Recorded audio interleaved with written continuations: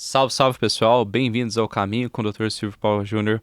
Esse podcast do qual eu sou o host, obviamente eu sou o Silvio, e hoje a gente vai falar sobre um tema talvez dos mais interessantes desse nosso mundo moderno. Hoje eu tenho o prazer de ter aqui com a gente o Dr. Emílio Tazinaf, ele é médico psiquiatra, e a gente vai conversar de forma muito interessante como que são as impulsões do ser humano, talvez assim, vai ser um dos temas que a gente vai trazer aqui. Emílio, obrigado pela sua presença, é um prazer te ter aqui com a gente hoje, e Emílio, antes de perguntar qualquer coisa, eu falo assim, cara, me conta por que você fez medicina, assim, no comecinho da sua história e pra gente entender como a gente conseguiu chegar até aqui hoje. Tá, Silvio, prazer é meu, obrigado pelo convite. Admiro muito seu trabalho, eu te falei Obrigado. isso nos bastidores, mas é muito legal poder estar aqui com você hoje. Eu sou médico psiquiatra, venho lá do interior de São Paulo, próximo de Ribeirão Preto, de São Joaquim da Barra. Fiz a faculdade de medicina lá em Ribeirão, na Barão de Mauá. E aí me formei, trabalhei alguns anos na rede pública e tal, e depois eu vim fazer a residência em psiquiatria. Eu fiz ali no ABC, em São Bernardo. E atualmente resido em São Paulo e trabalho com psiquiatria São Paulo e ABC principalmente. Eu acho que o meu caminho para chegar até a psiquiatria foi um caminho talvez um pouco já mais programado, com alguns desvios, no Hum. sentido de que sempre que eu estive na faculdade eu pensava em psiquiatria, eu sempre gostei muito de ler alguns aspectos mais psicológicos, assim, do ser humano e do funcionamento humano. Confesso que quando a gente estava no quarto ano da faculdade, o nosso estágio era num hospital de Ribeirão Preto, que eu não sei se você conhece, Santa Teresa. Sim, sim, sim, sim. Então a gente rodava lá no Santa Teresa. E esse contato direto com o hospital psiquiátrico foi algo que num primeiro momento me assustou um pouquinho, assim, porque eu acho Hum, que é bem diferente a gente que vem da prática médica. A medicina ela é muito voltada para a questão hum. hospitalar da doença em si, dessa perspectiva psiquiátrica talvez fique um pouco mais é, de lado. E aí, naquele momento, me deu uma certa assustada. Eu falei, bom, talvez não seja bem isso. Aí cheguei a pensar em otorrino. Mas como eu tinha me formei relativamente jovem, assim, eu fui trabalhar, voltar para minha cidade. E lá eu trabalhei na rede pública numa UBS. E aí eu comecei a perceber que tinha uma demanda muito grande ainda de rede pública, principalmente para pacientes com transtornos mentais. E era o que eu mais gostava de Uhum. tratar, de conversar, de atender, de ler. Eu falei, não, então eu vou voltar para aquele plano inicial. E aí vim fazer a psiquiatria. É legal, né, ver isso, porque eu vejo muitas vezes, minha esposa sempre me dá esse exemplo, que às vezes você forma, e pessoal que tem bastante estudante de medicina que ouve a gente aqui, que forma, tá no final da faculdade e parece que você tem uma obrigação de ter um caminho direcionado já. E a gente tem que lembrar, pô, muita gente forma muito jovem, a gente não tem toda a nossa decisão feita, e a faculdade não necessariamente mostra o real life pra gente ali, né? Então, na hora que talvez você se exponha ao mundo, você consegue ver, pô, de fato, é isso que eu gosto, é isso que eu não gosto, e essa prática eu acho que você teve ali nas UBSs, provavelmente foi algo que deve ter te ajudado a falar assim, não, cara, é realmente para esse lado aqui que eu devo ir, né? Com certeza. Eu acho que quando eu me formei, eu tinha essa ideia da psiquiatria deixada um pouco de lado e depois fui pensar em otorrino. Mas acho que hoje, olhando para trás, claro, a gente não sabe como é que teria sido, mas eu não me vejo fazendo outra coisa. Uhum. E esse tempo de UBS que foi o importante para que eu decidisse isso. Então, eu acho que a gente passar pela experiência do ponto de vista prático, ele é bem determinante na nossa prática médica. E talvez porque a gente, quando tá em hospital, escola e tudo, a gente tá vendo a via final das doenças de forma geral, né? Talvez os últimos 5, 10 anos da história dessa doença seja, e não necessariamente a história da vida de uma pessoa, mas seja pro fim, para ele se tratar ou para um desfecho negativo acontecer. Mas talvez quando a gente está ali na atenção primária, na atenção secundária, a gente está vendo o começo da história dessas doenças, né? Às vezes você tá um paciente que procurou por hipertensão, que ele fica medindo a pressão aumentada ali, mas na verdade está fazendo crise de ansiedade, está culpando a hipertensão, e você começa a ver a real prevalência dessas condições.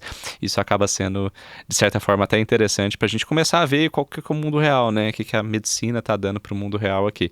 E, ao meu ver, me corrija se eu estiver errado, psiquiatria talvez é uma das áreas mais ainda subdiagnosticadas, as condições psiquiátricas são subdiagnosticadas, impressão minha, me corrija se eu estiver errado, e ainda tem muito espaço para muito paciente ser tratado. Como é que você vê isso? Concordo. Acho que nos últimos anos tem tido uma diferença considerável, né? Inclusive, se a gente pegar até questões laborais, os transtornos mentais são as principais causas, né? Junto com as ortopédicas de afastamento e tal. Então, assim, em termos de prevalência de funcionalidade, a gente tem visto isso crescer muito, impactar na saúde como um todo, mas ainda tem muito para se avançar, né? Eu acho que regiões mais metropolitanas, como São Paulo, isso é um pouco mais desmistificado, mas eu que sou de uma região, por exemplo, um pouco menor, as pessoas ainda têm uma dificuldade muito grande, em primeiro ponto, de se abrirem a uma avaliação psiquiátrica, em segundo ponto também de conseguir um tratamento psiquiátrico, né? Eu acho que ainda é uma especialidade um pouco defasada no sentido de mão de obra para atender esses locais principalmente. Então concordo com a sua colocação, sem dúvida. Então, pensando, uma pessoa está pensando até em mercado de trabalho para medicina, tal, ao meu ver, é uma das melhores áreas que existem. Obviamente, você não deve fazer nenhuma especialidade pensando nisso, mas se você estiver pensando sobre isso, eu acho que é algo que faz sentido. Uma coisa que eu vejo muito na prática é um paciente, muitas vezes, ele quer justificar talvez o sintoma por uma arritmia, por doença coronariana, por uma ressalva de ter um diagnóstico psiquiátrico, né? Isso é uma coisa que às vezes a gente tem... Calma, talvez a arritmia seja pior. Não seria bom você ter isso, essa arritmia que a gente está querendo ter aqui, não. Doença coronariana pode ser... Porque a gente tem uma certa ressalva, o distanciamento ainda nosso como um todo, até de nós médicos na questão psiquiátrica, né? Que a gente tem que tornar isso mais acessível para as pessoas e tirar a ideia não, eu sou doido, pelo amor de Deus. Eu acho que é uma coisa que a gente tem que começar a tirar, né? Sim, com certeza. Eu acho, você usou um exemplo muito interessante, né? As pessoas querem ter uma arritmia, mas não querem receber o diagnóstico de transtorno de ansiedade. Sim. Isso acontece muito. É um dos nossos objetivos também, claro, excluir causas orgânicas, que são potencialmente, inclusive, mais graves, né? Mas as pessoas têm esse receio. E eu acho que até na nossa classe... os próprios médicos, talvez a psiquiatria, como eu disse, isso faz parte desde o nosso processo de formação em medicina, ela corre um pouco à margem dessa coisa hospitalar e tal. Então, os próprios colegas, às vezes, também não querem entrar muito em contato, do tipo, poxa, o paciente procurou por uma arritmia, o cardiologista está tranquilo de que não é uma arritmia, mas não sei se a palavra não quer, ou talvez tenha uma certa insegurança em propor algo, também fala, não, agora só vai lá no psiquiatra. E aí eu acho que isso vai deixando um gap cada vez mais distante, né? Então não poder conversar sobre essa intersecção da psiquiatria com as outras especialidades, que é um fato, né? E quando encaixa bem, vai tão bem, né? É interessante que a gente vê muito, eu vou puxar para a sardinha para o meu lado, quando a gente fala de doença cardiovascular, a gente tem evidência hoje, obviamente, observacional, que os pacientes que estão descompensados do ponto de vista neuropsiquiátrico, eles têm desfechos piores do ponto de vista de doença cardiovascular, né? E acho que várias coisas podem explicar isso, desde o não fazer exercício, a adesão terapêutica, outra, vai tomar aspirina e clopidogrel por causa do stent, às vezes ele não está se importando tanto com isso, o stent obstrui. Enfim, tem várias plausibilidades para isso, mas para trazer a importância de isso pode ser diagnóstico diferencial com doença cardiovascular, eu acho que é um ponto importante. O segundo, além de ser diagnóstico diferencial com doença cardiovascular, mesmo na presença de doença cardiovascular, se você tiver uma condição neuropsiquiátrica, você deve tratá-la, né? Sim. Porque isso vai ajudar o paciente no final das contas. Então, é um awareness para nós que somos médicos, não psiquiatras. E acho que não é obrigação de ninguém saber tudo, mas tentar reconhecer e às vezes encaminhar para vocês e para ajudar os pacientes nesse sentido, né? Com certeza.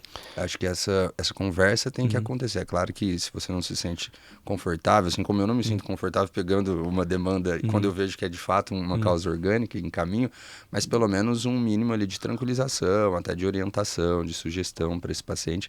Essa conversa é muito importante. Principalmente se a gente entende que as duas coisas andam junto, né? A parte, então, um paciente com alguma questão cardiovascular importante, é natural que essa pessoa, inclusive, tenha medo, tenha ansiedade. Poxa, acabei de receber um diagnóstico de que meu coração não anda tão bem assim. Naturalmente, essa pessoa vai ter medo, vai ter ansiedade. Então, é muito interessante você poder dar algum tipo de suporte. Isso é legal. Isso é bem legal. Na prática, a gente vê muito. Eu tenho pacientes que têm um monte de exercício, mas têm ansiedade também. E hoje, Apple Watch da vida, Samsung Watch, é interessantíssimo. Porque às vezes me manda, eu tô com muita palpitação. Aí tá ritmo sinusal. Aí só que tem dia que tá com baita exercício mesmo, assim, tá fazendo de fato exercício. Então, a gente tem que tomar muito cuidado para não deixar passar diagnósticos também atribuível a isso, mas também tratar isso para você não pensar que são outros diagnósticos. Emílio, você trabalha com uma área que talvez seja uma área que eu vou considerar uma área moderna. Ali, não necessariamente a gente estaria conversando sobre essas questões, não sei, há 25, 30 anos atrás, e hoje talvez é uma das questões que tem uma representatividade de saúde pública e até com repercussões econômicas, né? Que é a área de transtornos do impulso, né? Me conta um pouco disso. O que é essa área dentro da psiquiatria? O que a gente acaba vendo nessa área? E o quanto isso vocês têm visto que influencia não só a vida das pessoas e o quanto isso pode repercutir na nossa sociedade como um todo também. Tá. Silvio, atualmente, então, só para contextualizar, eu participo do AMIT, que é um ambulatório de transtornos do impulso do HC aqui de São Paulo. Então, como o próprio nome diz, transtornos do impulso. Impulso é tudo aquilo que, assim, acho importante a gente, pelo menos, definir um pouquinho brevemente, né? Impulso é uma resposta não planejada, sem que a gente consiga premeditar o desfecho dessa resposta por algum estímulo interno ou externo. Então, é aquilo que a gente faz sem pensar inicialmente. Então, a gente não teve tempo de avaliar qual seria a resposta frente ao meu comportamento. Todos nós somos seres impulsivos em algum grau, em algum momento. Isso é até evolutivamente falando muito saudável, né? Todas as pessoas são. Algumas em maior, outras em menor grau. E essa questão quantitativa da alteração do impulso ou qualitativa que vai determinar, em último ponto, um transtorno. É assim que a psiquiatria vai olhar, né? Na psiquiatria a gente fala transtorno, não fala doença, né? Tem um pouquinho essa diferença, mas para a gente poder dizer de uma forma, vai determinar se isso é uma doença ou não. Então, a partir do momento que a gente entende que o impulso ele pode ser de uma qualidade ruim ou de uma quantidade excessiva, isso determina uma doença, um transtorno. E a gente pode ser impulsivo em várias áreas da nossa vida, né? Então, lá no ambulatório, a gente vai ver as dependências comportamentais. Então, por exemplo, a dependência por comida. A gente vai ver a cleptomania, que seria um impulso em furtar coisas que está descontrolado. A gente vai ver tricotilomania, que seria quando a pessoa arranca o cabelo, ou skin picking, que ela fica se cutucando, se futricando, então tem uma espinha, e ela faz isso de uma forma muito exagerada. E, por exemplo, também os transtornos do jogo, que seriam as dependências em apostas, né? O comportamento de aposta para o ser humano, ele não é recente, né? A aposta faz parte da vida humana, a gente tem relatos de muitos e muitos e muitos mil anos atrás, porque as apostas têm um caráter recreativo, né? Faz parte do ser humano se engajar em atividades em que ele quer tentar acertar ou adivinhar o futuro, né? Adivinhar o futuro mexe com a cabeça do ser humano. E as apostas é uma das formas do ser humano poder colocar isso em prática. Então, o comportamento de aposta em si, ele não é recente. Mas o transtorno do jogo, na quantidade, na intensidade, na frequência que a gente tem visto, isso recentemente tem tido uma mudança muito grande no nosso cenário atual. E nesses contextos desses transtornos do impulso, eu imagino que o ambiente tem uma influência muito importante, né? Tanto pela exposição à possibilidade do impulso, quanto até você descobrir que você tem a possibilidade de ter um problema com isso, né? Exemplo, talvez se você viver numa sociedade que o álcool é proibido, é muito improvável que você tenha uma dependência por álcool. Se você viver numa sociedade que o tabagismo é proibido, muito improvável. E nos últimos anos, chama muita atenção, talvez a gente está falando de 4, 5 anos atrás, a presença dessas casas de apostas online, né? Que tem propaganda em todos os lugares que você vai hoje, né? É mais fácil você ver propaganda disso do que propaganda de qualquer outra coisa ali. Você vê jogo de futebol, tem isso, você vai ver propaganda na televisão, tem isso o tempo todo, né? E isso se tornou um problema nos últimos anos que não era, ou isso exacerbou um problema que era muito pequeno? Como é que está esse cenário para as pessoas com questão de casas de apostas e o quanto isso tem influenciado na saúde mental das pessoas hoje? Tá. Eu acho que essa exposição frequente acaba atrapalhando muito um processo de cuidado em saúde mental para o transtorno do jogo, por exemplo, né? Se a gente pensar até não muito tempo, as apostas no Brasil, por exemplo, as casas de apostas, as bets da vida, foram liberadas em 2019. Então a gente está falando aí de 6 anos. Antes disso, a gente tinha outras modalidades de apostas no Brasil, como, por exemplo, corrida de cavalo, como a loteria não deixa de ser um tipo de aposta já legalizada. Em outra época do Brasil, a gente tinha, por exemplo, as próprias máquinas caça-níqueis liberadas, e isso depois foi proibido. Então, historicamente, a gente tem algumas atividades de apostas que tomam uma certa relevância e depois entende-se que aquilo não era tão saudável. A grande questão das apostas, das bets de 2019 para cá, como isso é um mercado gigantesco, a gente está falando de empresas que têm muito dinheiro para fazer propaganda, para poder pagar os grandes influenciadores, enfim, as pessoas famosas para fazer propaganda, de estar nos horários mais caros da televisão. Então elas entraram nesse mercado com uma força muito grande, né? E o Brasil, acho que essa é uma particularidade nossa, em relação, por exemplo, ao próprio futebol, né? O brasileiro é apaixonado por futebol, então foi uma coisa que casou muito, né? Pela perspectiva da dimensão de quanto isso ficou grande nos últimos anos. Então, essas casas de apostas começaram a fazer muita propaganda, isso começou a ficar muito evidente para as pessoas, e aí o engajamento para esse comportamento acabou aumentando recentemente, né? E é o que a gente tem visto, infelizmente, de forma exponencial. No nosso ambulatório, por exemplo, os aumentos na demanda por esse tipo de transtorno cresceu muito. A gente teve até um dado recente que as meninas conseguiram trazer de 175% no ano passado na procura e de 480%, por exemplo, para a população jovem, né? Então, eu acho que essa população, quando a gente diz jovem, indivíduos até 30 anos, mais ou menos. Antigamente a gente tinha um perfil de paciente um pouco mais velho, homens de 40 e poucos anos, mulheres mais velhas. E quando você junta esporte, tecnologia, a gente está falando grande parte de indivíduos jovens, né? Então esses indivíduos são os que atualmente têm mais procurado o nosso serviço. Aí a gente tem números gigantes, assim, por exemplo, o Serasa divulgou 30% dos jovens até 25 anos que entram de carta de crédito para pegar dinheiro emprestado e estão devendo, são por conta de apostas. Ou seja, a gente está falando de quase 1 para 3 dos jovens que estão devendo por conta de jogos. Um outro número que chocou bastante assim, as pessoas, 20% do Bolsa Família, do valor destinado ao Bolsa Família foi gasto com apostas. Então, ou seja, o maior programa assistencial do país, 20% dele foi gasto em apostas.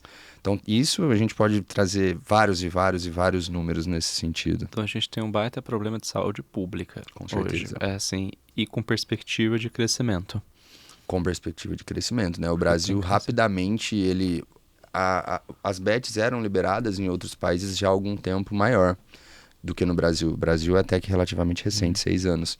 Mas quando a gente vai ver a capacidade dessa indústria, desse negócio no Brasil, hoje o Brasil para as bets é o segundo maior, né? Juntamente, assim, e em pouco tempo provavelmente o primeiro. Então a gente começa a ver que é um cenário econômico para essa atividade em crescimento ainda, né? E me chama muito a atenção porque talvez diferente de outros tipos de aposta, se você quiser, você aposta nos seus 30 minutos de almoço hoje, né? Você não tem que ir num local para você apostar. Você tá lá, vai almoçar, sabe? Deixa eu fazer uma apostinha aqui.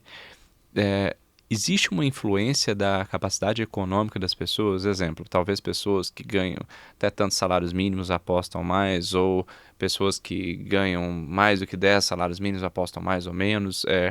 Geralmente é o pessoal que tem mais grana que aposta ou o pessoal que tem menos grana que aposta? Existe uma influência dessas questões ou é meio homogêneo isso? Sim, a questão econômica para a atividade da aposta ela é bem relativa a essa associação.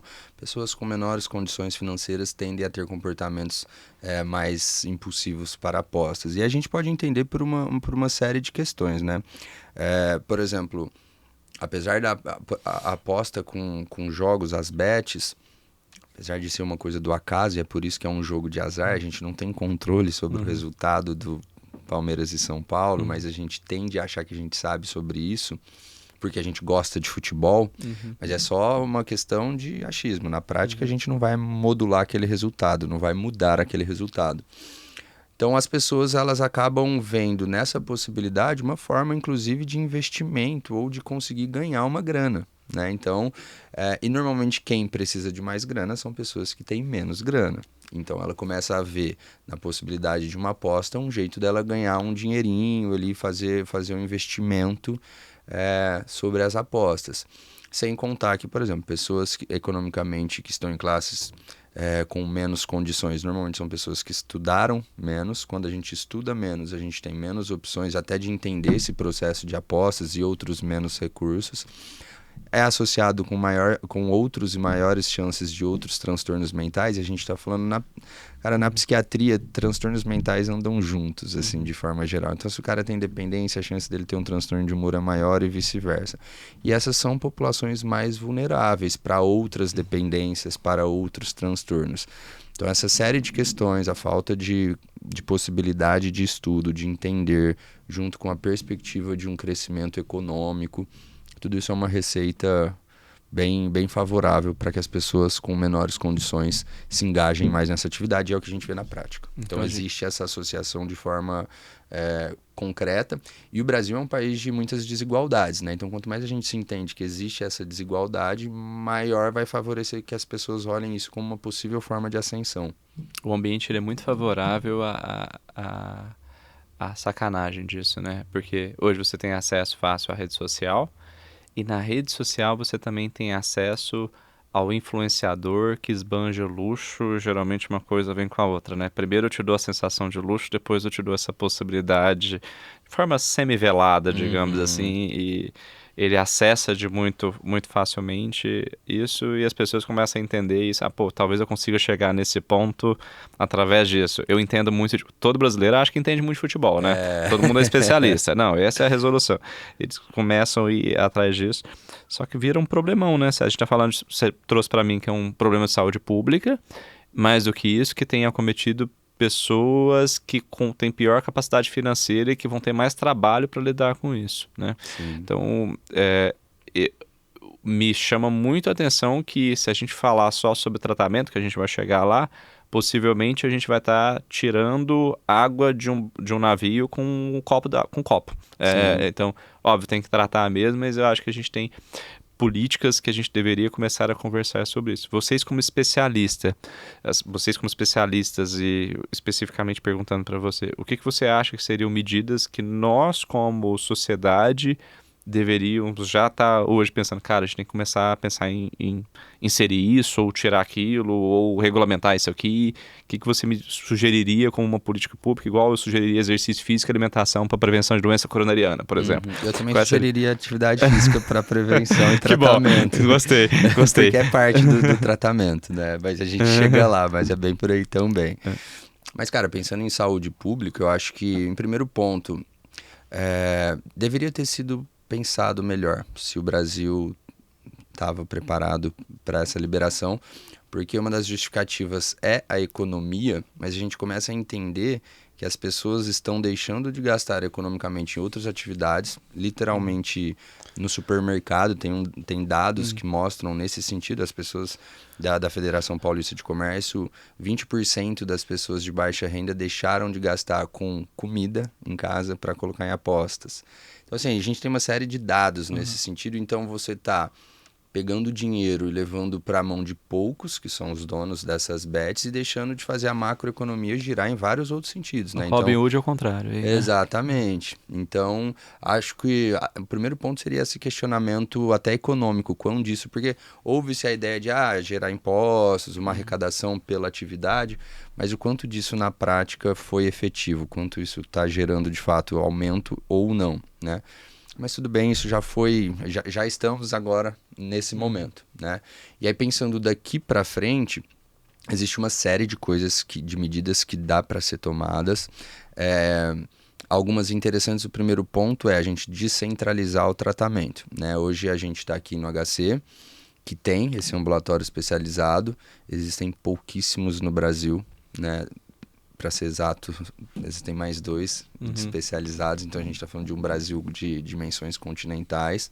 Eu acho que o primeiro ponto é descentralizar a possibilidade de tratamento, e aí quando a gente diz centralizar, é literalmente ir para a rede pública, então para os CAPs, para a rede SUS, a gente poder dar treinamento, suporte para os profissionais, porque até muito tempo nem os próprios profissionais, como você disse lá no começo da nossa conversa, sabiam tanto dessa atividade, e de fato ela não era nem tão prevalente, mas de repente veio um boom, né? Então eu acho que em primeiro ponto a gente descentralizar o tratamento, em segundo ponto a gente regulamentar isso de forma mais efetiva, e aí a gente tem uma série de medidas, por exemplo, em relação às próprias apostas, por exemplo, de hoje existe, se você quiser apostar durante o jogo acontecendo, você pode apostar. Se você quiser apostar no escanteio, se você quiser apostar no cartão amarelo, você pode apostar. Existem vários tipos de apostas, inclusive em curso. E uma das coisas básicas para a gente entender a capacidade de adicção de uma substância ou de um comportamento é o reforço que ela traz na rapidez, né? E o que eu quero dizer com isso? Então, poxa, se eu aposto e já tenho a perspectiva do resultado, isso me gera mais engajamento em querer apostar mais. Então, o jogo tá rolando, eu tô apostando. O jogo tá rolando, eu tô apostando. Se a gente começa a fazer como outros lugares fazem, por exemplo, o jogo vai rolar amanhã. Olha, apostas é até hoje à noite sobre aquele resultado, exclusivamente sobre o resultado. Não tem essa de cartão amarelo, de cartão vermelho, de escanteio. Esse reforço da adicção já começa a ficar um pouco distanciado. A gente poder limitar a quantidade de apostas por CPF. Então, se eu ganho X, eu tenho ali uma porcentagem do meu salário mensal que eu posso colocar em apostas. Mas Não atrelar o imposto de renda, alguma atrelar coisa o assim? imposto de renda, por exemplo, Pô, legal, não ao tinha pensado nisso. CPF. A gente poder limitar o horário de apostas, não só referente àquela atividade, àquele jogo em si, mas a qualquer tipo de aposta. Então, por exemplo, não ter apostas no período da madrugada. Quem aposta de madrugada é quem normalmente já está com uma vida muito prejudicada por conta do comportamento. Numa terça, meia-noite, é o cara que está no desespero, que provavelmente ele já é dependente, então ele está tentando ali fazer algum resultado ou conseguir um dinheiro de última hora. Então, a gente limitar horários de apostas, a gente fazer um papel de educação das pessoas, principalmente para as pessoas que precisam mais entender que isso não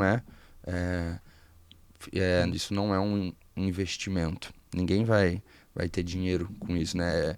Eu fico pensando assim, se eu fizesse, não só para você, para todo mundo que está assistindo a gente agora, se eu propusesse que a gente fizesse um tipo de investimento. Olha, a gente vai pegar nosso dinheiro aqui, é certeza que 15% desse dinheiro que a gente pegou junto aqui não vai ficar com a gente porque vai para imposto.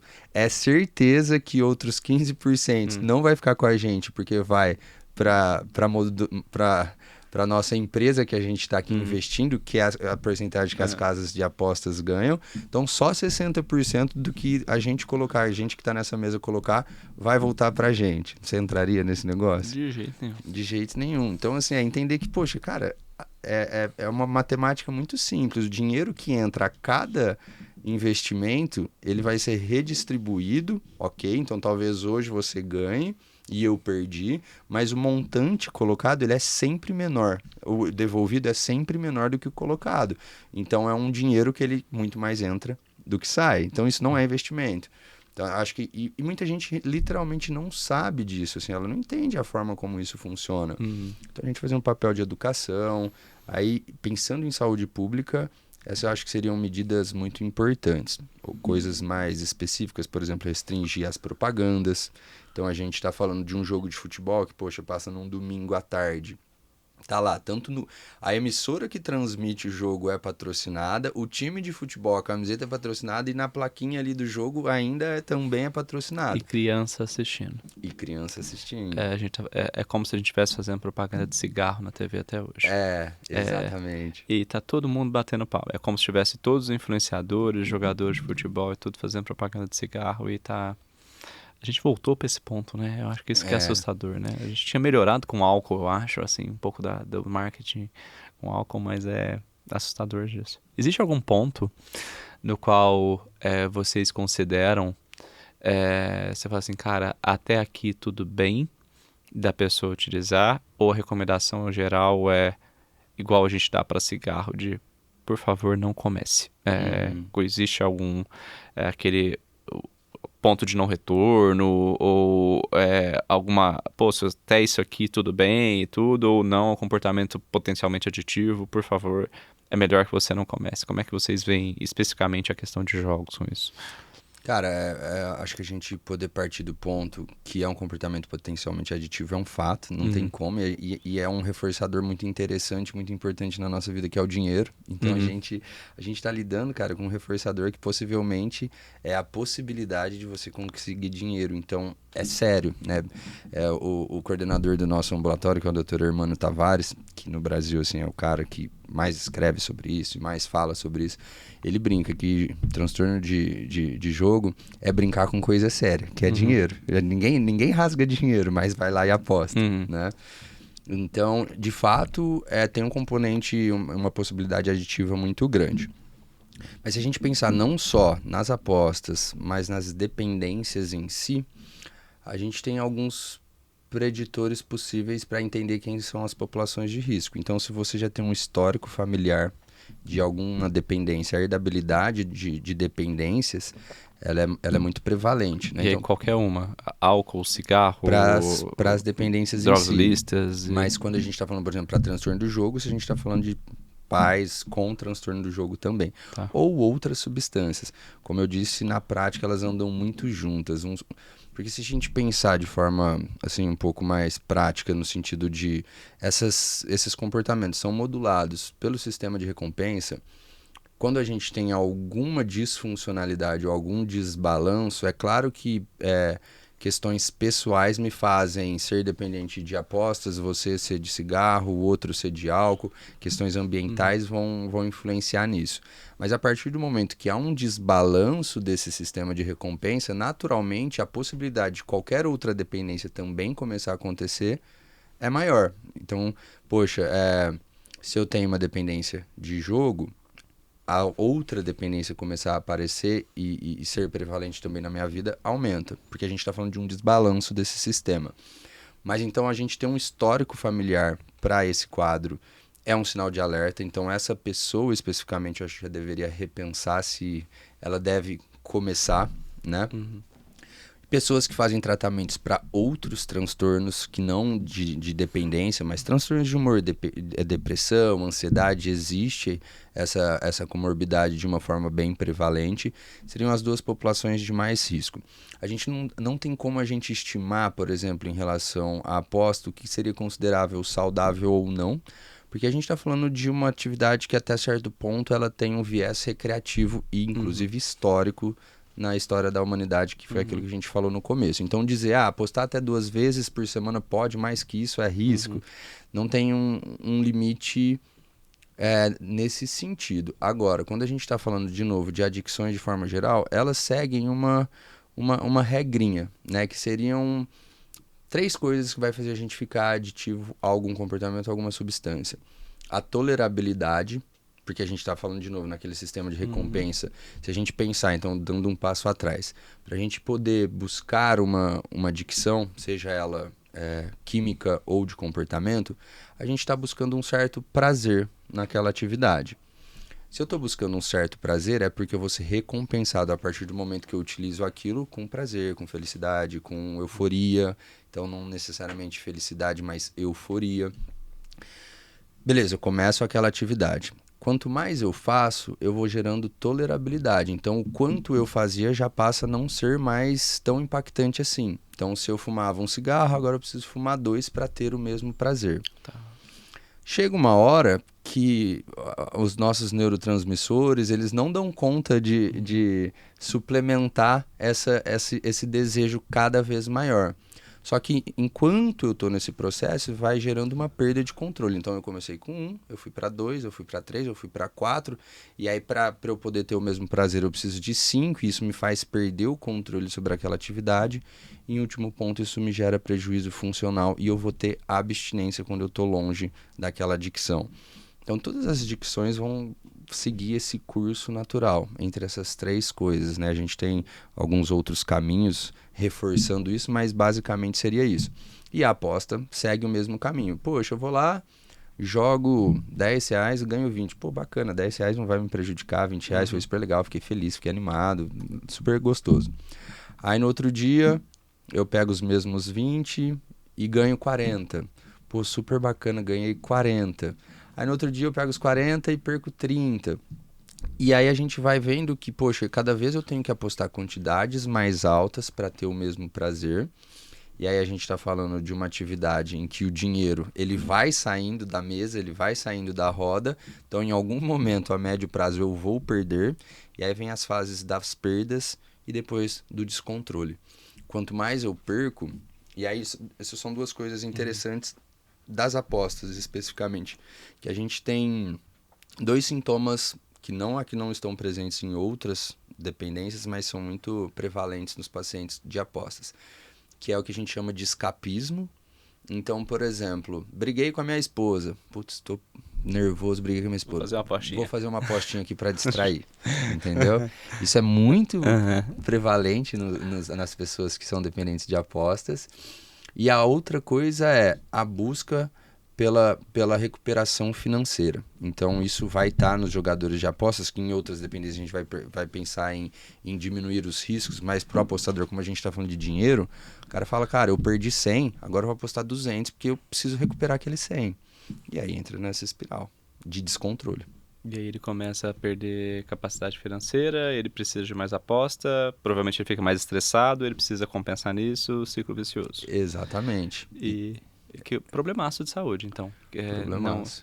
Eu acho, me chama muita atenção que a gente fala pouco disso com medicina. E eu vou te falar como outsider, que talvez isso esteja no seu dia a dia, então você vê bastante, mas eu consumo muito coisa de saúde, acaba aparecendo pra mim de certa forma nas redes sociais, e isso aparece muito no termo da piada, mas não de forma certa. Eu acho que pouca gente fala do jeito que a gente deveria falar sobre isso. E eu sinto falta também de políticas de orientação quanto a isso. Eu não sei se existe um interesse de políticas de orientação, porque gera muita grana também. Sim. Até o momento que isso começar a se tornar um prejuízo social que eu acho que não está longe, ao meu ver. Daqui a pouco a gente vai começar a ter pessoas com problemas sérios disso. Acho que já está aí, né? Tá assim, até, chegando lá. Tá. Já estamos lá. Esses dados que a gente pega, sim. Poxa, 20%. E os pacientes que chegam no ambulatório, a perda de financeira, assim, é muito grande na média das pessoas, assim? Cara, muito. Muito. Normalmente, esse também é um problema. Sei lá, vamos pensar o cigarro. Muitas vezes o cara ali, se a gente for pensar até dentro daquela coisa motivacional, período pré-contemplativo, contemplativo e tal, não necessariamente, a gente sabe que na prática isso é mais comum, quando o cara infarta, que ele vai pensar em parar de fumar, quando ele tem um DPOC, que ele já tá tendo algum prejuízo funcional, que ele vai pensar em parar de fumar, mas tem muitas pessoas que, poxa, ainda não tive nenhum desses grandes desfechos negativos e entendi que eu não quero mais fumar porque isso não tá sendo mais legal pra minha vida. Perfeito. Cara, agora pensa na aposta. Quando que o cara vai estar ganhando dinheiro e vai falar, vou parar porque eu tô ganhando dinheiro? É muito difícil isso acontecer. Então, para ele procurar atendimento, é porque ele já infartou. Vamos falar assim, entendeu? Então, é quando ele já teve muito prejuízo. Se a gente entende que um dos principais sintomas presentes é a busca de ganho daquilo que eu perdi, e que nisso eu começo a ter, inclusive, apostas mais descontroladas e mais desorganizadas, o que aumenta a chance de eu perder ainda mais, são as pessoas que chegam lá e falam, cara, perdi tudo, tô aqui porque não tem mais para onde eu ir. E quem vai para a procura de ajuda? É a família que leva ou é o próprio paciente? Cara, eu acho que assim, a gente tem as duas possibilidades, né? As duas coisas acontecem. Muitas vezes a família que leva, não que o paciente talvez ele ainda não tenha, claro que às vezes, a gente chama uma coisa na psiquiatria que é o que a gente chama de crítica, é quando o paciente tem a capacidade de perceber o quão doente ele está, porque às vezes tem pessoas que estão apostando, mas se você conversar e ela realmente acha que está controlada, que está tudo bem.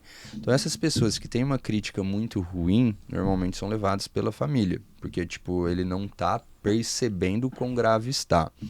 E tem uma outra parcela que são pessoas que, poxa, cara, perdi a mão, tô aqui porque perdi tudo, né?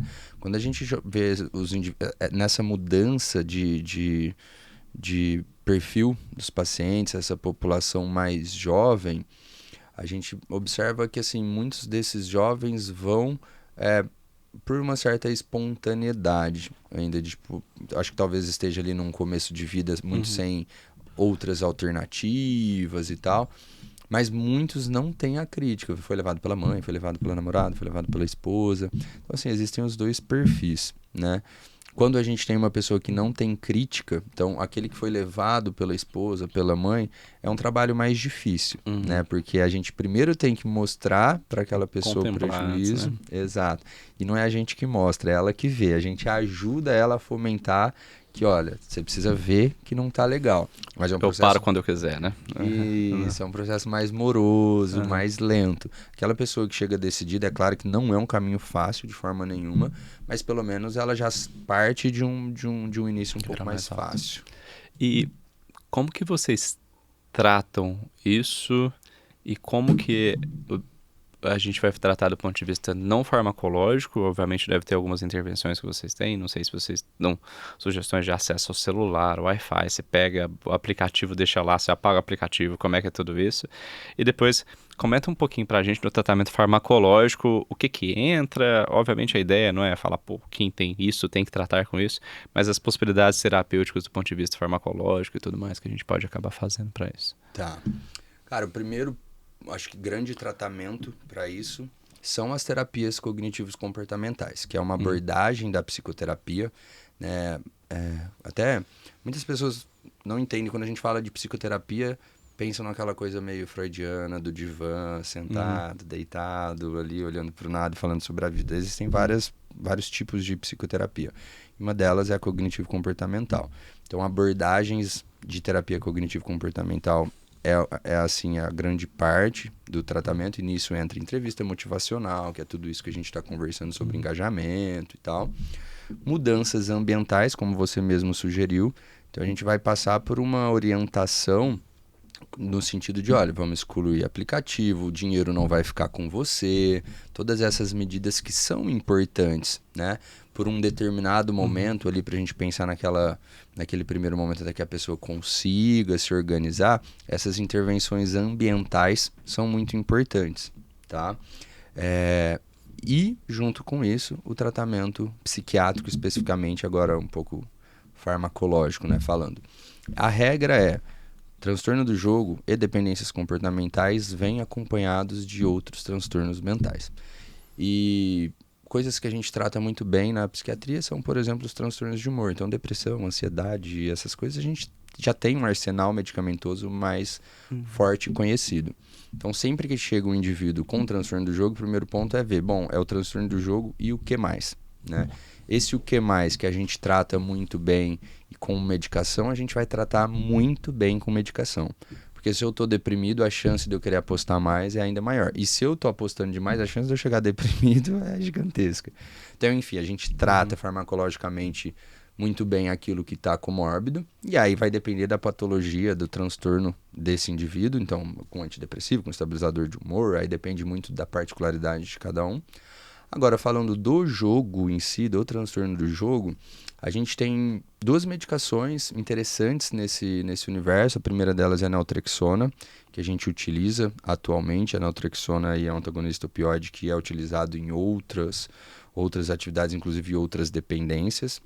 E a gente utiliza no transtorno do jogo especificamente. Ele atua tirando um pouquinho do prazer ali que você vai ter com a situação? Como é que é o mecanismo de ação ali prático, digamos assim, do naltrexone? Se a gente pensar de uma forma também sucinta, quando a gente está falando daquele sistema de recompensa, que inicialmente ele é modulado por dopamina, as pessoas até corriqueiramente tendem a achar que a dopamina é o neurotransmissor do prazer. E ele não é bem o neurotransmissor do prazer, ele é o neurotransmissor do engajamento, né?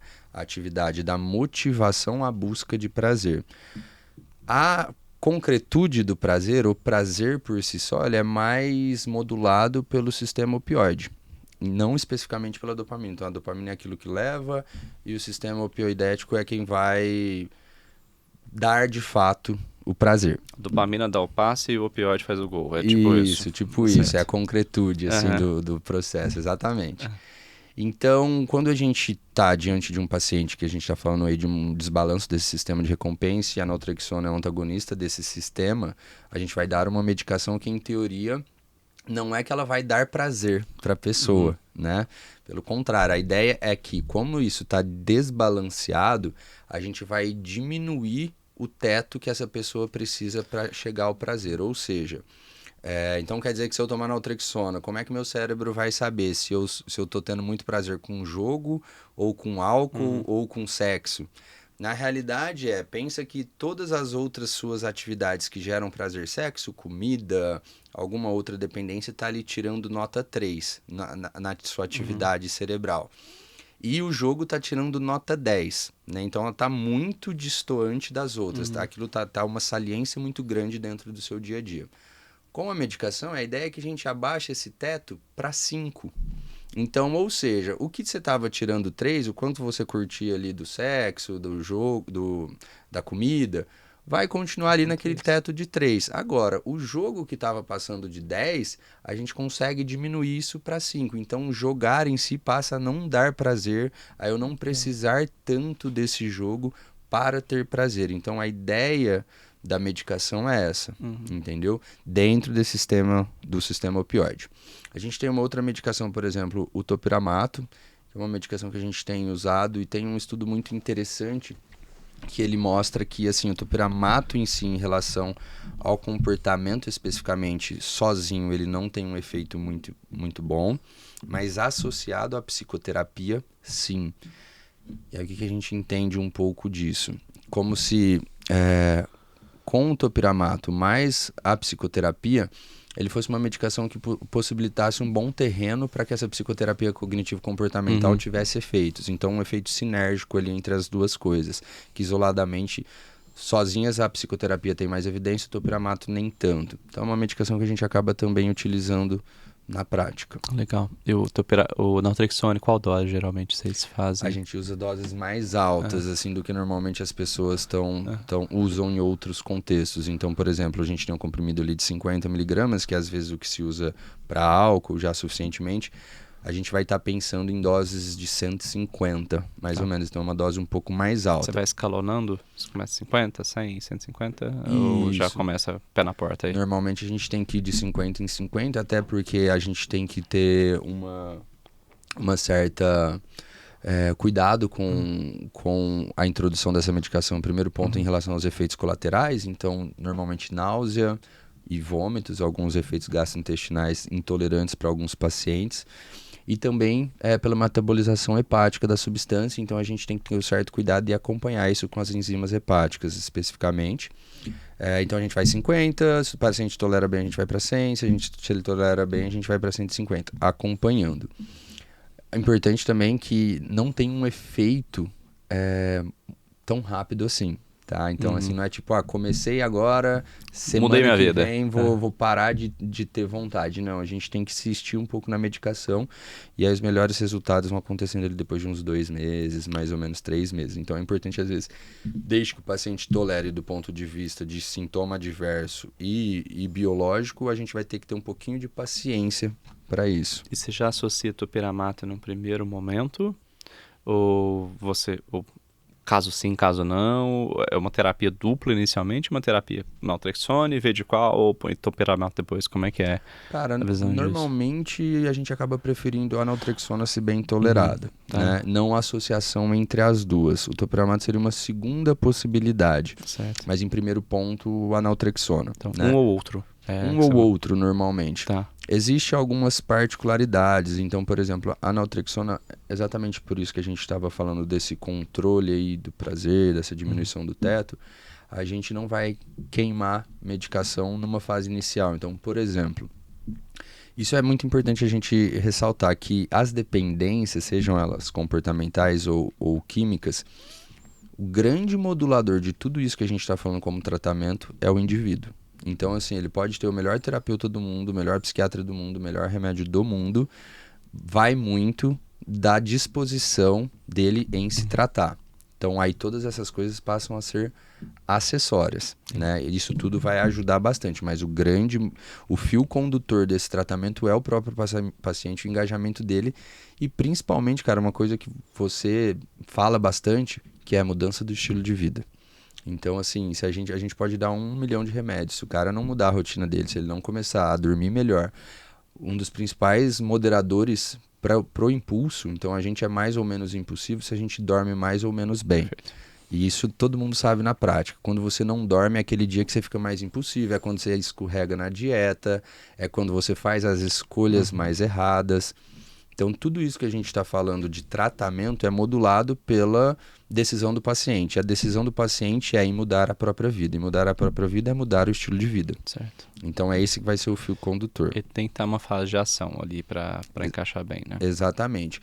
E aí, por exemplo, a naltrexona é quando o paciente já está nessa fase de ação e ele está tendo sintomas de abstinência, ele está sentindo muita falta porque aquilo gerava muito prazer. Então, é uma medicação que a gente tem um tempo, um momento certo para entrar, para aumentar essa dose e tal. Porque senão, se o cara chegou lá, aquele que foi trazido pela esposa, você pode dar um caminhão de naltrexona que se ele não mudar todo o resto, ele não vai Certo. ter sucesso no tratamento. Fala pra ele, doutor, não funciona muito. Exatamente. ele tem que querer ouvir também, né? A gente vê muito isso com tabagismo na prática, no consultório. E eu vejo mais álcool do que eu esperaria que eu ia ver na minha vida real. Assim, álcool é prevalente pra caramba também, né? Álcool é só que passa, né? Assim, o cara toma 4, 5 cervejinhas todo dia. Não, tá tudo bem, tira pra ver. O cara não tira. Assim, tira tudo da vida, mas não tira isso, né? E às vezes eu recebo muito no consultório isso como hipertrigliceridemia. Não, vim tratar os triglicéridos. Eu assim, calma, deixa eu ver seu dia. Você vai, álcool. Não, você tem um problema aqui que tá causando esse aumento de triglicéridos. Vamos correr atrás disso. E acaba sendo bem importante que, e de fato, é muito interessante que se o paciente não quer, é extremamente mais difícil, né? E é triste que a gente muitas vezes tem que esperar um problema muito sério para poder conseguir tratar, né? Tanto que isso é. Então isso me preocupa e me traz para aquele ponto inicial. É melhor não começar, né? A gente não sabe quem que é o viciado. Eu sempre penso nisso, eu falo, eu sou viciado em café. É assim, eu tomo café o dia inteiro. Provavelmente tem um componente aditivo nisso.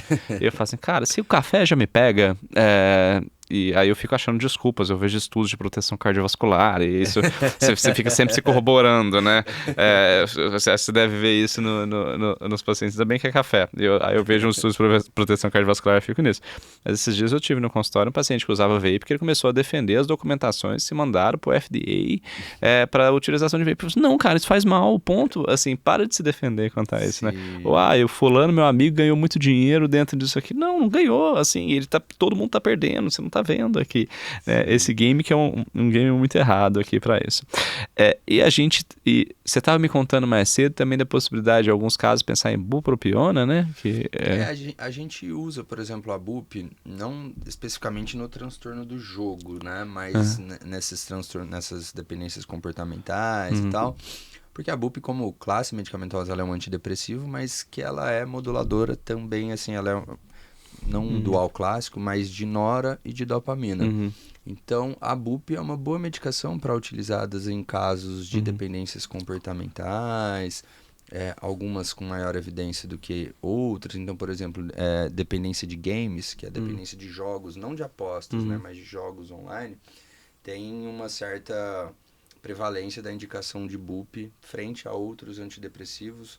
E aí, tipo, um head-to-head com o estalopram, os dois teriam efeitos próximos, mas a BUP tem algumas vantagens a mais. E aí a gente começa a entrar numa outra seara, cara, que é assim, quando a gente está falando em impulso, aquele papo do nosso começo, o impulso, ele é natural ao ser humano, tem gente que vai ter menos, tem gente que vai ter mais, e tem o que regula esses impulsos. Então, se a gente pensar, várias coisas podem nos deixar mais impulsivos. Uma delas é o TDAH. O TDAH, as pessoas são mais impulsivas, né? Isso é inclusive um dos sintomas que a gente vai avaliar para ver se uma pessoa tem TDAH ou não. E quando a gente está falando de TDAH, elas tendem a ir para mais dependências comportamentais, como, por exemplo, o jogo ou games. 25% das pessoas que são dependentes de games vão ter diagnóstico comórbido de TDAH. E a BUP é uma medicação de segunda linha para tratamento de TDAH. Ela não vai ser a nossa primeira escolha, né? Mas a gente vai ter, por exemplo, poxa, se é um paciente com sintomas de humor, mais TDAH, de dependência comportamental, mais TDAH, então aí a gente vai pensar na BUP como uma boa alternativa. A psiquiatria tem bastante disso, porque como esses transtornos estão sempre ali andando de mãos dadas, a gente tem que ver o que é central, o que é secundário, propor primeiro tratar o central.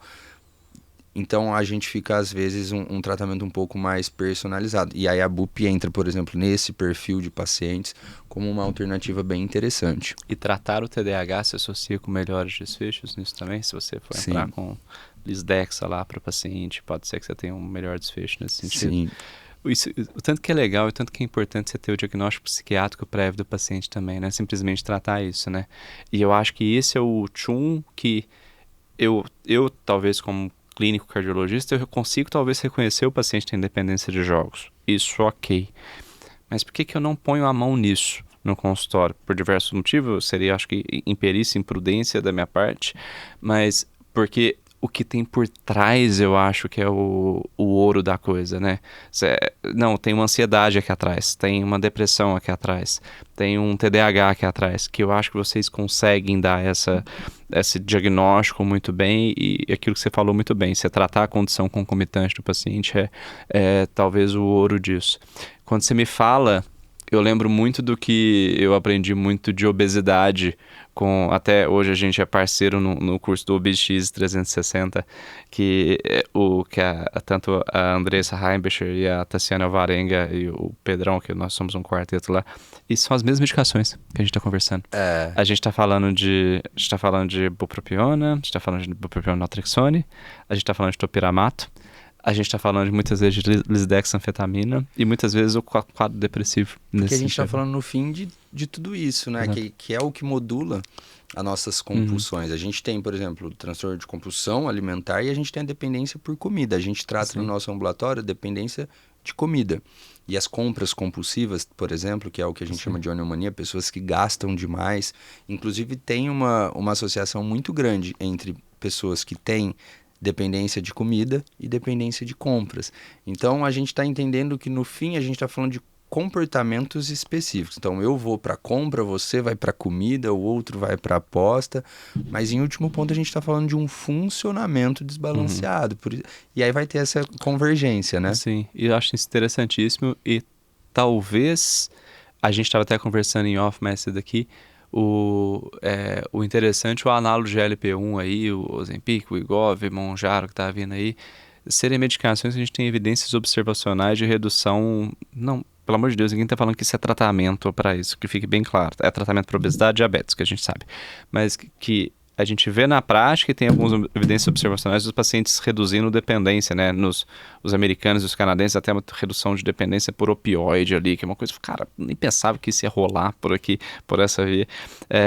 Vocês têm visto isso? Talvez seja uma coisa que você veja mais no consultório particular do que na rede pública por causa de custo ainda, né? Mas você vê alguma, talvez um off-label, alguma aplicabilidade para isso?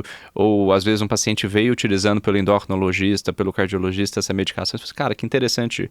Coincidentemente uma coisa funcionou bem com a outra. Como é que você tem visto isso? Cara, acho que a mesma percepção da que você trouxe agora nessa fala, Silvio. Classicamente não existe essa indicação. A gente está falando aí de uma coisa observada nos nossos consultórios. Mas sim, e aí existe a perspectiva, inclusive, por exemplo, para dependência de álcool, dependência de cocaína, tem algumas coisas começando a sair muito interessantes. Do ponto de vista de força de estudos, ainda são coisas iniciais e tal, mas tem bastante coisa começando a sair nesse sentido.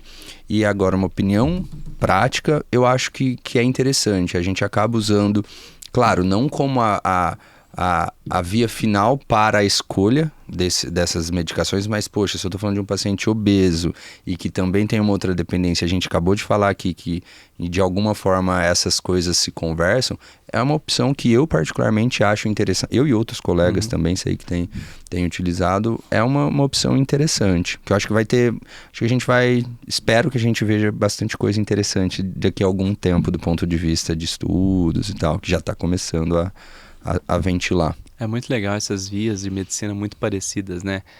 Eu vejo muito, para a gente falar dessas questões habituais, essas vias estimuladas por vias opioides, por sistema adrenérgico e tudo mais, e agora talvez o GLP-1 funcionando aqui, quando a gente vê dentro da cardiologia as vias inflamatórias, as vias de ativação do sistema renina-angiotensina aldosterona, você bloqueia isso, você trata um monte de coisa, né? Entender essas vias, eu acho que até ajuda, talvez se tiver estudante de medicina, Helena, entender as caixinhas que a gente consegue encaixar o conhecimento, né? Isso acaba sendo rico, mas interessante que tudo isso o estilo de vida influencia, né? E talvez o estilo de vida, a minha impressão é que muitas vezes pode até ter parte desse sistema de recompensa com o esporte. Assim, e Total. você pode talvez fazer uma substituição de algo. Existe, assim. Claramente tem algumas pessoas que têm comportamento aditivo com o esporte, assim. Vocês devem ver isso às vezes, porque a pessoa continua correndo mesmo com uma fratura por estresse na tíbia. Assim, não é mais saúde isso. Uhum. Ela deveria ter parado. Por que ela tá fazendo isso? Porque ela tem um comportamento aditivo. Tá fazendo mal, mesmo fazendo mal, ela continua fazendo, né? Já teve pacientes que estavam em vigência de miocardite que não queria parar de treinar. Você fala, cara, o problema é você ter uma taquicardia ventricular aqui e você parar. Não é Uhum. tipo, você vai ter uma dorzinha se você não continuar. E mesmo assim, continuar fazendo, mesmo ciente dos riscos. Só que ao mesmo tempo o esporte pode ser uma substituição para esse recompensa, né? Ele tem estímulo e recompensa, melhora de tempo, melhora de carga. Vocês utilizam isso na prática como uma proposta terapêutica, obviamente adicional? Ninguém fala que esporte é tratamento único para nada, quem falar tá mentindo, mas vocês começam a colocar isso na prescrição. Não que você vai prescrever, faz 5 de 1 quilômetro aqui hoje, mas na sugestão Mas de. dentro da psiquiatria, Aham, a gente tem até algumas ideias, assim, de aham, prescrição, de colocar aham, algumas coisas super interessantes, assim, que a gente chama de um plano SMART, de definir aham. algumas particularidades do ponto de vista do estilo de vida para aquele paciente. Mas isso é fundamental, né? A gente pensar em melhora do estilo de vida. Então, voltando àquele paciente que a gente estava falando, do paciente que está engajado, ele pode estar com a melhor equipe assistente, ele precisa querer. E o querer dele é modulado por uma melhora do estilo de vida. Então, se ele dormir melhor, ele vai querer mais. Se ele fazer uma atividade física, ele vai querer mais. Se ele se alimentar melhor, ele vai querer mais. E a falta de tudo isso faz ele querer menos o tratamento, né? E, consequentemente, não tratar. Até do ponto de vista aí de funcionamento, né? De se a gente pensar a atividade física como esse sistema de recompensa das beta-endorfinas que vai estar lá, inclusive associado a isso que a gente estava falando do sistema opioidético e tal, do ponto de vista neurobiológico, há toda uma justificativa para a gente indicar essas mudanças de estilo de vida. Não é tipo, não tem nada para fazer hoje, então vai lá Uhum. correr porque aí você não vai no bar beber. Não é Aham. bem por aí, é porque do ponto de vista neurobiológico, há uma explicação para que a atividade física faça sentido, né? Então a mudança do estilo de vida, se eu pudesse destacar duas, seria sono. Essa é a principal. A gente tem assim uma coisa já muito clara dentro da nossa prática, que o principal moderador para a depressão é o sono, né? Então, em primeiro ponto, depressão leva à insônia, mas insônia também leva à depressão. Então, essa é uma via final de um sono ruim, né? Então, o sono é super importante nesse processo e a atividade física, né? Porque naturalmente você vai fazendo escolhas melhores e vai se sentindo bem. Tem até também um outro conceito que a gente falou aqui bastante, o sistema de recompensa. E o Hermano, de novo, que é o nosso coordenador lá, que é um cara que estuda muito isso, ele fala do sistema de não recompensa, que seria, na realidade, a recompensa seria vamos colocar aí, o acelerador em busca do prazer. E o não recompensa seria o freio para que a gente não fique vivendo só pelo prazer.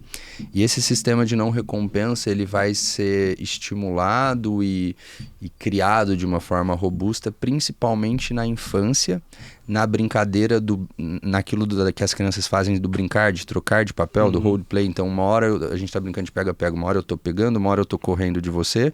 Isso dentro de um contexto lúdico, mas motor. Então, a associação entre essa troca de papéis com uma atividade motora que, em último ponto, vai gerar endorfina para aquela criança, para aquele cérebro em formação, é o que seria um grande modulador do sistema de não recompensa. Ou seja, pessoas que vêm de um histórico de desde a infância, de atividades físicas, de uma saúde, muito provavelmente elas vão ser adultos que vão escolher menos dependências. Que legal. É muito interessante, assim, a gente olhar para essa outra perspectiva. Tem bastante coisa legal nesse sentido. Então, a gente pensar como que isso começa lá atrás, né? E o quanto a atividade física, por exemplo, vai ter um papel importante nesse processo. Interessantíssimo isso. Isso é uma coisa que eu nunca tinha pensado, obviamente, porque não está à disposição, mas acho que uma informação rica e talvez corrobora o benefício social e público de você ter infâncias fisicamente ativas, né? Exato. Pique-pega, pique-esconde, brincadeira e tudo. Acho que isso é uma coisa interessante. Eu tenho 2 perguntas para te fazer. Eu acho que eu já tenho a resposta. A gente está chegando praticamente aqui nos nossos finalmente aqui do podcast. Passou rápido. Mas 2 que eu não queria deixar de passar. A primeira pergunta. Jejum de dopamina faz sentido? Cara, talvez se a gente pensar numa pessoa que está num processo aí de dependência, sim, né? A gente, por exemplo, quando vai pegar pessoas dependentes de jogos ou de tecnologia, de smartphones e tal, a gente nunca vai conseguir... Esse conceito de jejum de dopamina, se a gente for no ponto de vista mais literal, ele é impossível da gente consegui-lo, né? Agora, se você traduzir isso para, de vez jejum, mais uma atividade com menos engajamento para essas atividades que geram um punch dopaminérgico curto e rápido, como, por exemplo, smartphone, comidas de rápida absorção que vão gerar um índice glicêmico muito alto, enfim, todas essas coisas que geram mais dopamina, faz sentido. Porque a gente está falando de um cérebro descompensado, que a gente está tentando reorganizar esse cérebro. Então, a gente colocar menos reforços, e esses reforços rápidos dopaminérgicos, que é o que a nossa vida cotidiana hoje em dia traz bastante, faz sentido. Agora, pensar em abstinência, jejum dopaminérgico, isso é impossível, porque a gente não vai conseguir isso. De forma preventiva faz algum sentido isso? Cara, eu acho que de forma preventiva, a gente conseguir ter uma qualidade de vida e de uma forma equilibrada faz sentido, né? A dopamina, como a gente estava falando aqui, ela é um neurotransmissor essencial para a vida humana, inclusive para o não adoecimento, né? Inclusive, grande parte dela a gente está falando de atividades que, teoricamente, a gente está buscando prazer. E o prazer não que ele seja felicidade, mas é também a contraponto de uma certa anedonia, que é aquilo da perda do prazer na vida, e que a gente poderia chamar de depressão. Então, se a gente está pensando em atividades que geram esse punch dopaminérgico, elas são, em primeiro ponto, legais. É aquilo que a gente está falando, elas cumprem um papel importante. Agora, isso é o equilíbrio, né? Sim. Então, eu ter rede social é legal? É super legal. Ficar o dia inteiro na rede social é legal? Não, é péssimo. Né? Então, comer chocolate de vez em quando é legal, é super legal. Comer chocolate todo dia é péssimo. Perfeito. Então, essa eu acho que seria a ideia. E outra coisa que muita gente fala na internet: existe vício em açúcar, substância sacarose ou não? Cara, assim, como categorialmente falando, a gente não tem esse diagnóstico. O que a gente tem um conceito interessante, por exemplo, é de dependência por comida. Aí a gente não está pensando especificamente no açúcar, mas que na prática é muito do que a gente vê, que são carboidratos de rápida absorção, que vão gerar um índice glicêmico ali muito rápido, um aumento desse índice glicêmico, inclusive um aumento dopaminérgico mais rápido, que em último ponto a gente, quando está falando de dependência, o que causa mais ou menos, é exatamente isso. Então, se a gente pensar no crack e na cocaína, via de regra, são substâncias muito parecidas. O que difere as duas é a forma de uso, né? Então, uma é inalada, a outra não. E isso é o que vai determinar aquele punch dopaminérgico ativador no nosso cérebro e, em último ponto, de prazer ou não. Se a gente está pensando nessas comidas, como, por exemplo, o açúcar, são as que vão dar esse efeito mais rápido. Então, isso vai gerar um prazer mais rápido, mas também, consequentemente, uma dependência mais fácil. Então, por exemplo, a dependência de comida, ela não está lá no DSM, ela não está lá na CID, mas já existe, inclusive, escalas que a gente utiliza. E escalas, assim, bem documentadas. A de Yale é uma delas, que o pessoal usa muito, por exemplo, no transtorno de compulsão alimentar. Então, que vai estar lá, a compulsão é uma coisa e a dependência é outra. mas na prática a gente vê pessoas viciadas em chocolates por esse mecanismo, né? Certo. Mas o açúcar especificamente, você nunca viu alguém ter que comer açúcar, né? Comer açúcar, não. Assim, de falar assim, cara, eu preciso comer um doce. O doce ali tem o açúcar, mas Certo. o açúcar, não. Assim, Certo. nunca ouvi. Isso é sempre uma questão que eu fico sempre avaliando, pô, doce vicia, mas eu fico pensando, pô, o adito em cocaína, ele vai usar qualquer cocaína da frente dele, né? Eu não vejo as pessoas comendo, pô, deixa eu abrir um saquinho de união aqui e comer esse açúcar, comer. né? Mas assim, às vezes a gente vê o consumo de qualquer doce por qualquer motivo, né? Ao mesmo tempo. Então, uma coisa que eu tenho essa dúvida dessa resposta. É uma coisa que uma resposta que eu não consigo ter ainda. Eu queria saber a sua opinião sobre isso. A gente tá chegando no nosso finalzinho aqui e eu sempre, antes da gente finalizar, eu gosto de te perguntar duas coisas. Uma dica que você daria para uma pessoa mais jovem, talvez um estudante de medicina, e uma dica que você daria de saúde geral para qualquer pessoa. Assim, o que você sugeriria para um estudante de medicina, para aquela pessoa que está pensando em fazer medicina, ou já está estudando, uma dica que você, cara, pô, isso aqui ajudou na minha carreira, ou vi que ajudou pessoas do meu lado, e qual dica de saúde que você daria em geral para qualquer pessoa na sua frente aí? Tá. Cara, eu acho que primeiro pro estudante de medicina entender que o nosso caminho não é um caminho fácil. A faculdade já por si só demonstra um pouco disso, apesar de na faculdade a gente ter um universo também muito interessante, desse convívio social e tal, e a nossa prática profissional, ela toma muito tempo, principalmente se a gente quer fazer a diferença para os nossos pacientes, para quem está em volta da gente, mas é um caminho muito... Pra mim, pelo menos, né? Que é um caminho que me faz muito sentido. E é o que a gente está dizendo sobre essas coisas do prazer. Mas o prazer por si só, ele é muito fugaz. Eu acho que a gente tem que pensar um pouco a mais na completude. Que é, por exemplo, o que a mudança do estilo de vida traz. E que é o que, por exemplo, uma atividade profissional que você faz com amor te traz. E a medicina consegue trazer isso pra gente. Poxa, quem não quer mudar a vida de uma pessoa? Quem não quer ajudar alguém? É um caminho fácil? Não. Assim como fazer atividade física, colocar o tênis para ir lá correr, é muito difícil, mas é o que de fato vai te trazer uma boa recompensa. Então a gente fazer esse paralelo com a nossa profissão, eu acho que é muito importante. Eu acho que a gente está carente cada vez mais de pessoas que tenham essa última finalidade para a medicina, que é, poxa, trazer uma escuta para o meu paciente, trazer uma melhora para ele, ainda que talvez a melhora do ponto de vista médico eu não consiga naquele momento, mas é fazer o melhor que eu posso.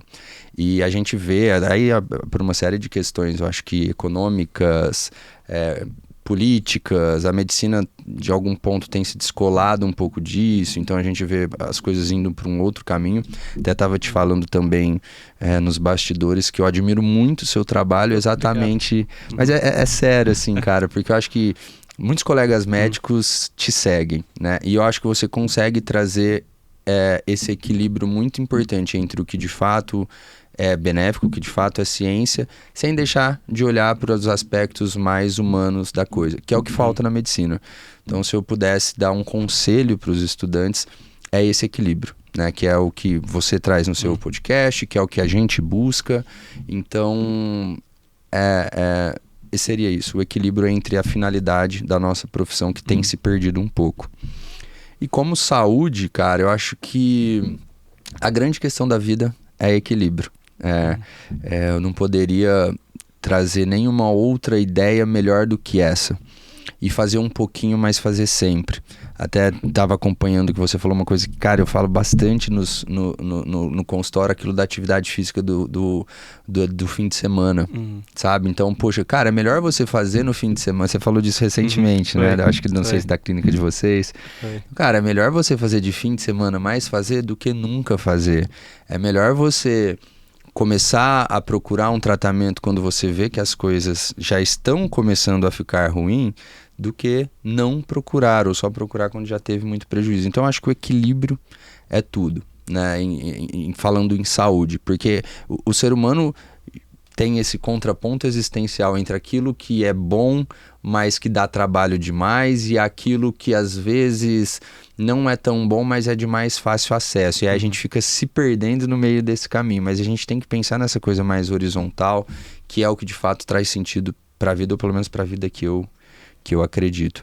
E falando especificamente de saúde mental, acho que a gente tem que desmistificar um pouco essa questão da saúde mental. Então, aquele papo nosso do início, se você percebe que você está tendo um sofrimento, para você ou para outros, procure ajuda. Procurar ajuda não significa que você tem um diagnóstico, não significa que você tem que tomar um remédio, mas significa que você está se propondo a ser melhor.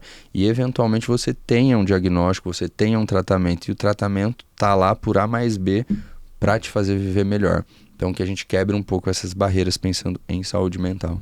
Que legal. Você me falando, me vem a ideia de justa medida aristotélica ali, né? Que a virtude está no meio. Sim. E muito possivelmente trazendo essa ideia, eu acho que a gente acaba achando pontos médios que são pontos de o meio termo, talvez, entre o conforto e a eficácia. E para prevenção, eu acho que essa é a melhor ideia do mundo, né? Você não vai mandar todo mundo fazer um Ironman todos os dias, mas você não vai sugerir que ninguém fique sedentário em casa. A gente vai ficar no meio ali para a gente ter sucesso. Bom, como é que a gente acha nas redes sociais, na internet? Adorei conversar com você. Se eu quero marcar consulta com você, como é que eu te acho? Como é que eu faço isso aí? Cara, o meu Instagram é emiliogt.psiquiatra. Lá vai ter o linkzinho para poder chegar até o meu consultório, tem os telefones profissionais e tal, o meu e-mail. Então, acho que essa é uma medida bem fácil, lá vai ter de tudo. Então, pelo Instagram, emiliogt.psiquiatra, consegue te achar. Exatamente. Beleza, que legal.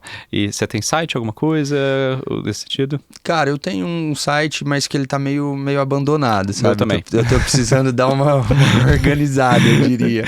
Se procurarem, vão achar, mas não vai ter nada de interessante lá. Justo. Então, no Instagram, a gente consegue conversar mais fácil e te acessar de uma forma mais simples. Eu acho que, é um cara legal para procurar, porque eu acho que isso é um tema... A prevalência é tão grande que é muito possível que você precise de ajuda para alguém que é próximo, que você ama, para dar uma olhada sobre isso, inclusive até aprofundar um pouco mais nesse tema que a gente tentou resumir e o Emílio trouxe de uma forma brilhante aqui para a gente hoje. Pessoal, esse foi o nosso episódio de hoje. Eu agradeço muito a sua presença, você ter disponibilizado parte da sua semana com carinho para vir aqui com a gente, e eu espero que tudo que você me ensinou também traga benefício para a saúde de várias pessoas. Então, eu te agradeço muito pela sua presença aqui hoje. Eu que agradeço, Silvio. Para mim é um privilégio estar aqui com você, te disse isso. Admiro o seu trabalho, admiro a iniciativa. E é muito bom a gente ter espaços assim. Muito obrigado. Legal. Obrigado pela sua presença, foi uma honra. Pessoal que está ouvindo a gente, muito obrigado pela presença de vocês. Espero que vocês tenham aprendido o quanto eu aprendi aqui hoje. Eu acho que eu saio um ser humano e um médico melhor desse bate-papo que tivemos. E procure a gente nas redes sociais, vocês conseguem acessar esse podcast tanto pelo Spotify quanto pelo YouTube, não sei por onde você está vendo, mas tem das duas formas. Gostei, quero mandar para alguém, manda das duas formas, dá do mesmo jeito. Tem o nosso Instagram, @ocaminhopodcast, você consegue acessar com muita facilidade. E para achar a gente, eu, Silvio Carequinha, @Dr. Silvio Paulo Júnior, no Instagram vocês conseguem achar a gente da mesma forma, onde a gente consegue acessar informações diversas, até para acessar o podcast ou para questões de consultório. Se alguém quiser alguma parceria, quiser conversar, quero vir aqui para o podcast conversar sobre tal tema, é só acessar a gente lá, conversar pelo perfil do podcast, a gente consegue trocar uma ideia com vocês. Muito obrigado, espero que a gente tenha aprendido muita coisa, façam um exercício, beijo pra vocês.